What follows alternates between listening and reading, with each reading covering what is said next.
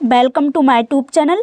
आज की वीडियो में अपन देखने वाले हैं प्री बोर्ड परीक्षा 2024 का सामाजिक विज्ञान का पेपर। ठीक है, क्लास इनकी कक्षा 10th का, और समय है 3 घंटे 15 मिनट। ठीक है, यानी कि आपको पेपर करने के लिए 3 घंटे 15 मिनट दिया जाएगा और निर्देश में सभी प्रश्न अनिवार्य हैं। इसके बाद प्रारंभ के 15 मिनट परीक्षार्थियों को प्रश्न पत्र पढ़ने के लिए निर्धारित हैं। और तीसरा पॉइंट है, यह प्रश्न पत्र 2 खंडों आ एवं बा में विभाजित है और खंड आ में 20 अंक के बहुविकल्पीय प्रश्न हैं, जिनका उत्तर आपको OMR शीट पर दिया जाना है। ठीक है, यानी कि जो 20 नंबर के बहुविकल्पीय प्रश्न हैं उनका उत्तर आपको OMR शीट पर देना है। ठीक है, इसके बाद चौथा पॉइंट है, OMR शीट पर उत्तर अंकित किए जाने के पश्चात उसे काटें नहीं, इरेजर एवं व्हाइटनर आदि का प्रयोग ना करें। ठीक है, यानी कि OMR शीट पर उत्तर देने के बाद उसे काटें नहीं और इरेजर यानी कि रेजर का भी प्रयोग ना करें और व्हाइटनर का भी प्रयोग ना करें। ठीक है, एक प्रश्न में आपको एक ही गोला ब्लैक करना है। ठीक है, इसके बाद 5वां पॉइंट है, खंड व अंकों का है, यानी कि खंड व 50 अंकों का है। इसमें वर्णनात्मक 1, वर्णनात्मक 2 एवं मानचित्र संबंधी 2 प्रश्न हैं। प्रत्येक प्रश्न के लिए निर्धारित अंक उसके सम्मुख अंकित हैं। ठीक है, इसके बाद चौथा पॉइंट है, दिए गए मानचित्र को उत्तर पुस्तिका में मजबूती के साथ संलग्न करना आवश्यक है। इसके बाद 7वां पॉइंट है, दृष्टिबाधित परीक्षार्थियों के लिए मानचित्र कार्य स्थान पर अलग से प्रश्न लिखने के लिए दिए गए हैं। ठीक है, यानी कि दृष्टिबाधित परीक्षार्थियों के लिए जिन्हें मानचित्र वाले प्रश्न नहीं आते हैं उनके लिए अलग से कॉपी पर लिखने के लिए प्रश्न दिए गए हैं। ठीक है, अब देखते हैं खंड आ 20 बहुविकल्पीय प्रश्न देखेंगे। ठीक है, पहला प्रश्न है, फ्रांस की क्रांति के मुख्य भूमिका किस वर्ग की थी, यानी कि फ्रांस की क्रांति में मुख्य भूमिका किस वर्ग की थी। तो हमारे पास यहाँ 4 ऑप्शन दिए हुए हैं, कृषक वर्ग, कुलीन वर्ग, मध्यम वर्ग या मजदूर वर्ग। तो इसमें हमारा ऑप्शन सी वाला बिल्कुल सही है, मध्यम वर्ग। ठीक है, यानी कि फ्रांस की क्रांति में मुख्य भूमिका मध्यम वर्ग की थी। ठीक है, तो इसमें हमारा ऑप्शन सी वाला बिल्कुल सही होगा। इसके बाद हमारा क्वेश्चन नंबर 2 है, जलियांवाला बाग में गोली चलाने की आज्ञा किसने दी थी, जनरल डायर या लॉर्ड रिपन या जनरल विलियम या सर एडवर्थ। तो इसमें हमारा ऑप्शन ए वाला बिल्कुल सही है, जनरल डायर। ठीक है, यानी कि जलियांवाले बाग में गोली चलाने की आज्ञा जनरल डायर ने दी थी। तो इसमें हमारा ऑप्शन ए वाला बिल्कुल सही हो जाएगा। इसके बाद हमारा प्रश्न नंबर 3 है, समरूप समाज का अस्तित्व किस देश में है, नॉर्वे और फिनलैंड, जर्मनी और स्वीडन, ब्रिटेन और फ्रांस और अमेरिका और कनाडा।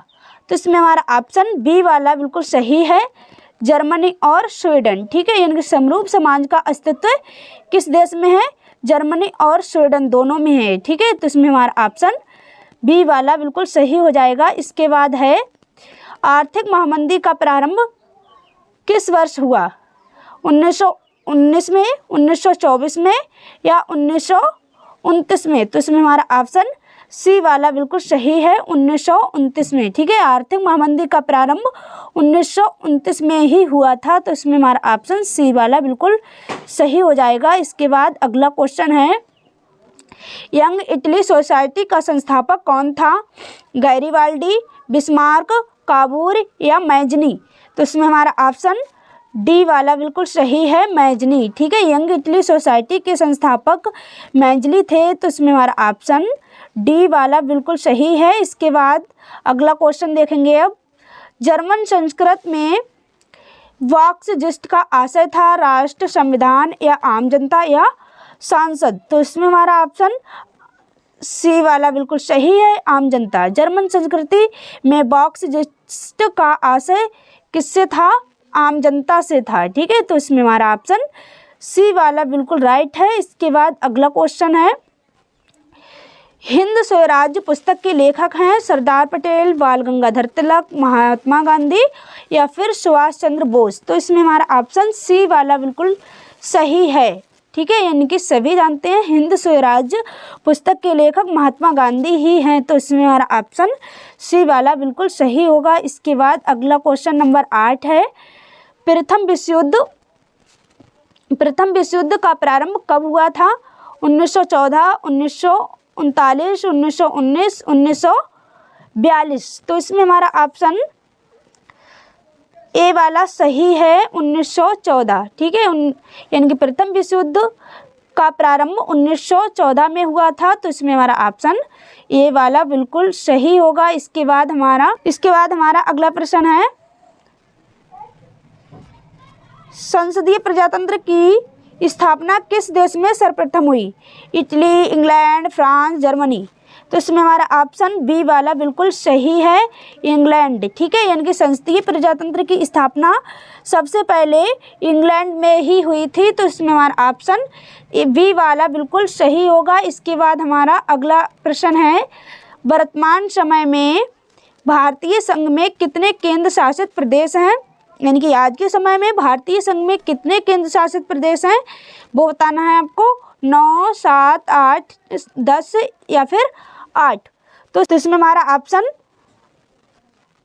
डी वाला बिल्कुल सही है, 8। ठीक है, यानी कि आज के समय में भारतीय संघ में 8 केंद्र शासित प्रदेश हैं। तो इसके बाद हमारा अगला क्वेश्चन है, भारतीय जनता पार्टी का गठन कब हुआ था? 1942, 1976 या 1980 या फिर 1982। तो इसमें हमारा ऑप्शन सी वाला बिल्कुल सही है, 1980। ठीक है, यानी कि भारतीय जनता पार्टी का गठन कब हुआ था? 1980 में हुआ था। तो इसमें हमारा ऑप्शन सी वाला बिल्कुल सही होगा। इसके बाद अगला क्वेश्चन है, भय उद्योगपति जिसने 1920 के दशक में लागत को कम करने का निर्णय लिया, तो कौन है वे? बिल गेट्स या जेबी फुलटन या फिर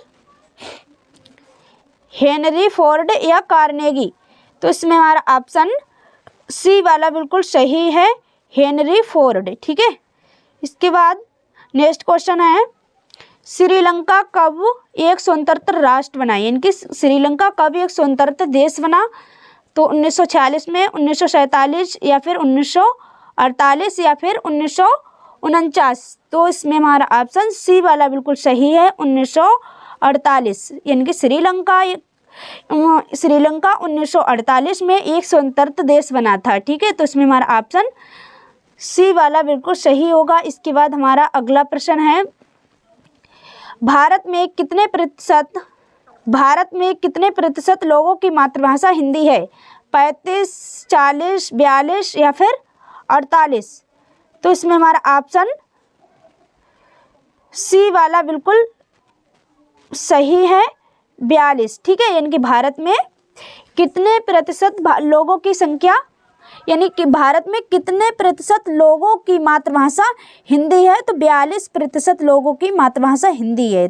ठीक है, तो इसमें हमारा ऑप्शन सी वाला बिल्कुल सही होगा। इसके बाद हमारा अगला क्वेश्चन है, निम्नलिखित पड़ोसी देशों में से मानव विकास के लिहाज से किस देश की स्थिति भारत से बेहतर है? बांग्लादेश, श्रीलंका, नेपाल, पाकिस्तान। तो इसमें हमारा ऑप्शन बी वाला बिल्कुल सही है, श्रीलंका।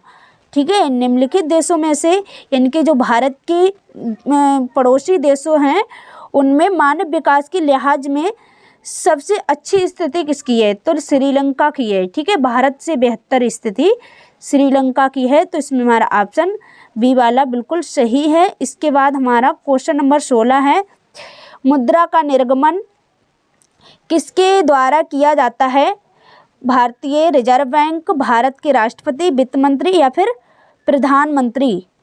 तो इसमें हमारा ऑप्शन ए वाला बिल्कुल सही है, भारतीय रिजर्व बैंक। ठीक है, यानी कि मुद्रा का निर्गमन किसके द्वारा किया जाता है? भारतीय रिजर्व बैंक के द्वारा किया जाता है। तो इसमें हमारा ऑप्शन ए वाला बिल्कुल सही है। इसके बाद हमारा नेक्स्ट क्वेश्चन है 17, इनमें से कौन सी एक फलीदार फसल है? तो दाल, मोटे अनाज, ज्वार, तिल या फिर तिल। तो इसमें हमारा ऑप्शन ए वाला बिल्कुल सही है, दाल वाला बिल्कुल सही है, दाल। ठीक है, इनमें से कौन सी ये फलीदार फसल है? तो दाल है। इसमें हमारा ऑप्शन ए वाला बिल्कुल सही होगा। इसके बाद हमारा अगला प्रश्न नंबर 18 है, लाल पीली मिट्टी पाई जाती है दक्कन के पठार में, ब्रह्मपुत्र घाटी में, थार रेगिस्तान में। तो इसमें हमारा ऑप्शन ए वाला बिल्कुल सही है, दक्कन के पठार में। ठीक है, इनकी लाल पीली मिट्टी पाई जाती है, कहाँ पाई जाती है? दक्कन के पठार में पाई जाती है। अगला प्रश्न है, रॉलेट एक्ट कब पारित हुआ? 1918, 1919, 1920 या फिर 1921 में। तो इसमें हमारा ऑप्शन बी वाला सही है, 1919 में। ठीक है, इनकी रॉलेट एक्ट कब पारित हुआ था? 1919 में पारित हुआ था। तो इसमें हमारा ऑप्शन बी वाला बिल्कुल सही होगा।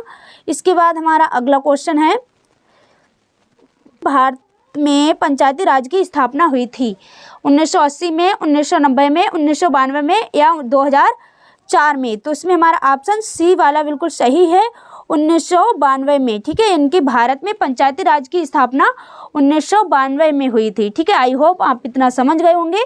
अब हमारे बहुविकल्पी प्रश्न सारे कंप्लीट हो गए। इसके बाद इनके वर्णनात्मक एक में प्रश्नों का उत्तर आपको 80 शब्दों में देना है। ठीक है, इसके बाद हमारा पहला प्रश्न है, पूना पैक्ट पर किसके हस्ताक्षर हुए? उसकी 2 शर्तें लिखिए। इसके अथवा में है, आपको हर प्रश्न के नीचे एक अथवा में मिलेगा। ठीक है, अगर आपको ऊपर वाला नहीं आता है तो अथवा वाला कर सकते हैं। इसके अथवा में है, जैव और अजैव संसाधन क्या होते हैं?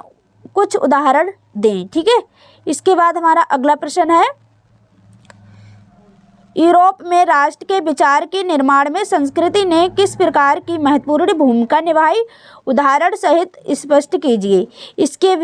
इसमें भी हमें एक ऑप्शन है, अगर ऊपर वाला नहीं आता है तो नीचे वाला कर सकते हैं। काली मृदा का निर्माण और उसकी विशेषताएं बताइए। ठीक है, अगर ऊपर वाला आता है तो उसी को करें, अगर नहीं आता है तो नीचे वाला कर सकते हैं। इसके बाद हमारा अगला क्वेश्चन है, क्वेश्चन नंबर 3, कृषि की 3 समस्याओं का उल्लेख कीजिए। ठीक है, इसमें भी एक ऑप्शन है, फ्रांस की क्रांति कब हुई है? इसका मुख्य कारण क्या था? इसमें से भी आप चाहे तो ऊपर वाला कर लें, नहीं तो नीचे वाला कर लें। ठीक है, अगर ऊपर वाला नहीं आता है। इसके बाद अगला प्रश्न है, प्रथम विश्व युद्ध के पश्चात होने वाली महामंदी की समीक्षा कीजिए। ठीक है, इनकी प्रथम विश्व युद्ध के बाद होने वाली महामंदी की समीक्षा कीजिए, उसके बारे में आपको लिखना है इसमें। और अथवा में है, अपने प्रदेश के 2 क्षेत्रीय दलों का उल्लेख कीजिए। ठीक है, इन दोनों में से कोई आपको एक करना है। इसके बाद वर्णनात्मक 2 देखेंगे।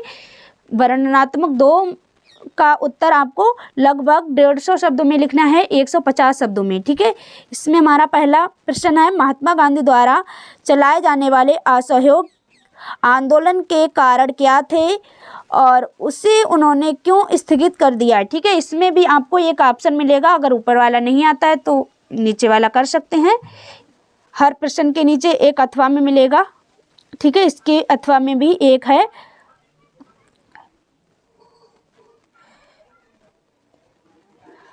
इसके अथवा में है, सत्याग्रह का क्या अर्थ है? सत्याग्रह पर महात्मा गांधी के क्या विचार थे? ठीक है, इसके बाद छठा प्रश्न है, जर्मन एकीकरण की प्रक्रिया के बारे में संक्षिप्त लेख लिखिए।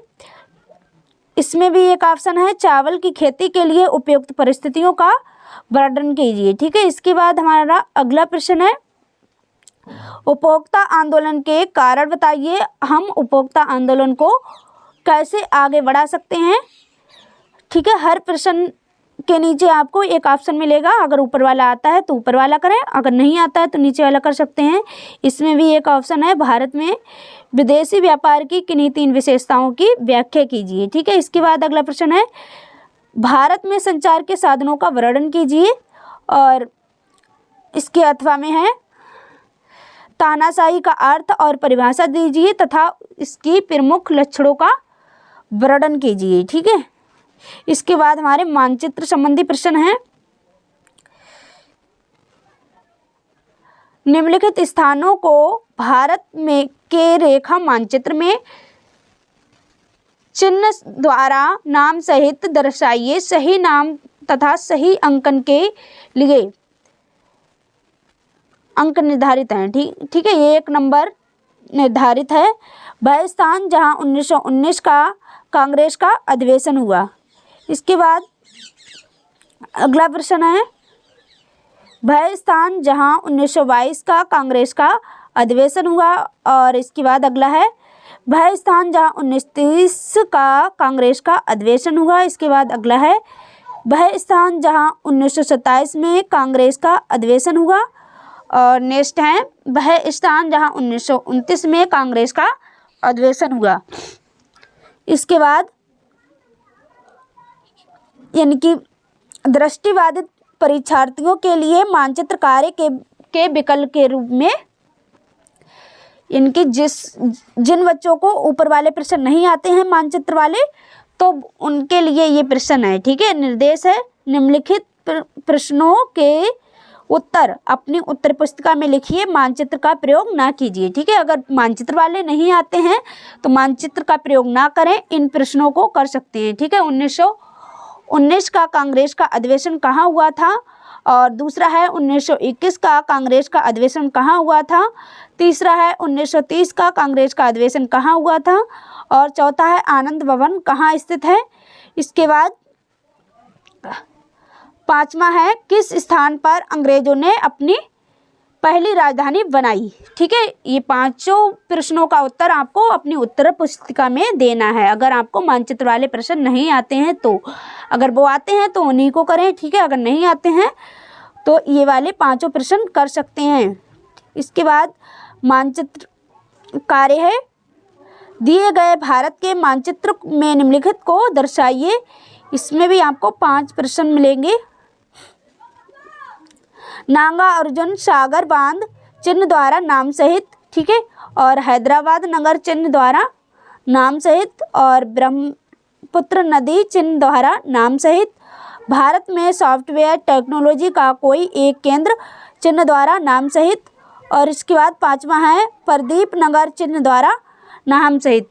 इन 5 प्रश्नों का आपको उत्तर मानचित्र में देना है। इसके बाद अगर वो नहीं आते हैं मानचित्र वाले तो दृष्टिबाधित परीक्षार्थियों के लिए मानचित्र कार्य के लिए विकल्प के रूप में इसका निर्देश है, निम्नलिखित प्रश्नों के उत्तर आपको अपने उत्तर पुस्तिका में लिखिए, मानचित्र का प्रयोग ना कीजिए। ठीक है, अगर मानचित्र वाले प्रश्न नहीं आते हैं तो मानचित्र का प्रयोग ना करें, और ये 5 प्रश्न उत्तर अपनी उत्तर पुस्तिका में लिखें। ठीक है, काली मिट्टी के एक क्षेत्र का नाम लिखिए, और दिल्ली किस प्रदेश की राजधानी है, और संगम कहाँ स्थित है, अबरक उत्पादक के एक क्षेत्र का नाम। इसके बाद 5वां है, प्रदीप नगर किस लिए प्रसिद्ध है।